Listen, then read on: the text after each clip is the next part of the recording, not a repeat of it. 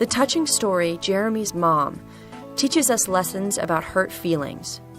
It also encourages us to be proud of who we are, no matter what we look like. Jeremy's mom is different. She has a large scar on her face that embarrasses her young son, Jeremy, when he is seen with her. The boy doesn't want his teachers and classmates at his new school to ever meet his mom. When a student-teacher conference is scheduled at school and Jeremy's mother plans to come, he would rather that his dad came along.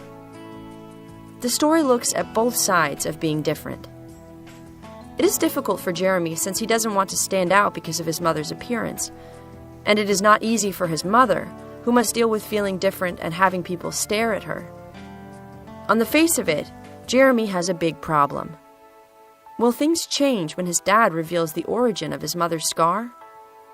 Can we all learn to accept differences? Available at Amazon.com and other online retailers, as well as directly from the publisher.